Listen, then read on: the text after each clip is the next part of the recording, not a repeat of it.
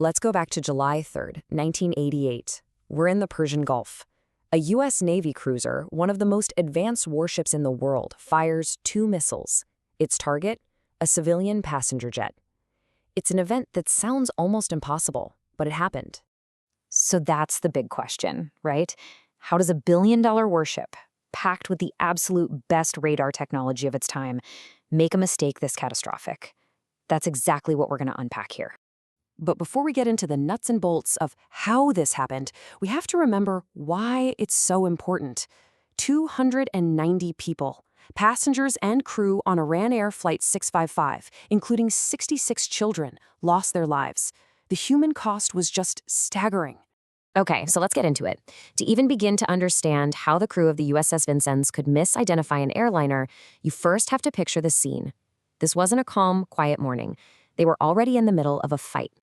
You see, the ship itself was a technological beast. The USS Vincennes, they called it the robo-cruiser. It was an Aegis-class cruiser, and its Spy 1 radar could track over 100 targets at the same time. Its commander, Captain Will Rogers, was known for taking robust action. This ship was supposed to be nearly invincible. And this timeline really shows you how fast things went sideways that morning. First, the Vincennes sends its helicopter to check out some Iranian gunboats. Almost immediately, the helicopter takes fire. A few minutes later, the alarms are blaring, general quarters, and by 9:43 a.m., the Vincennes is in a full-blown surface battle. And it's right in the middle of all that chaos that a new, unknown aircraft suddenly pops up on their screens. And that brings us to the most critical 7 minutes of the whole ordeal. This is the window of time from when Flight 655 was first detected to the moment the missiles left the rails. And this is where a perfect storm of technical and human errors started to brew. Now, there's a system designed to prevent exactly this kind of tragedy. It's called IFF, or Identification Friend or Foe. The idea is pretty simple. The ship's radar pings an aircraft, and the aircraft's transponder automatically sends back a code identifying it as military or civilian. It's supposed to be really straightforward. But it wasn't. And this right here, this is the single biggest technical mistake of the day. This system was reading a military IFF signal, a Mode 2 squawk, which belonged to an Iranian F-14 fighter jet. Here's the kicker. That F-14 was still sitting on the tarmac at the airport. Meanwhile, Iran Air 655 was up in the air, correctly squawking its civilian code. The Vincennes wasn't just reading the wrong signal, it was reading the signal of the wrong plane entirely. So how does an error like that even happen on a billion-dollar warship? Well, it came down to a simple 3-step human mistake. An operator saw the new target taking off and acquired it. But, and this is the crucial part, he forgot to move the little electronic cursor, the hook, from the airport over to the new blip on the screen. Since the hook was still pointing at the airfield, the system just kept pulling IFF data from there, picking up that F-14 on the ground. And on top of that massive identification error, every attempt to communicate just failed. The Vincennes sent out 10 warnings.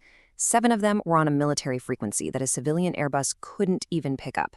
The 3 warnings they sent on the civilian channel, they were vague. They didn't name the flight or its unique code, so the pilot of Flight 655, assuming he even heard them, would have had no reason to think they were talking to him. But you know, the technology and the procedures, that's only half the story. To really get what happened that day, we have to talk about something way more powerful: human psychology. Because in the heat of battle, the human mind started to overrule the very machines that were designed to help it. Investigators later pointed to this really interesting psychological trap called scenario fulfillment. Basically, it's when you expect something to happen so badly that your brain starts twisting all the evidence to fit that narrative. The crew on the Vincennes was in a fight, they were told to expect an attack, and so that's exactly what they saw. And this slide just lays it out in black and white. Look at the difference. The raw data from the ship's own computer showed the plane was steadily climbing at a normal speed, just like any airliner would. But what was being yelled out in the command center? It's declining. It's increasing speed. It's a classic attack profile. The crew's reports were the complete opposite of what the technology was actually telling them. So why on earth would you trust the panicked voices over the calm, rational computer? Well, Scott Listig, he was the anti-air warfare coordinator, he put it perfectly. He trusted his team. Under that kind of life or death pressure, the bond you have with your teammates can be way more powerful than your trust in a machine.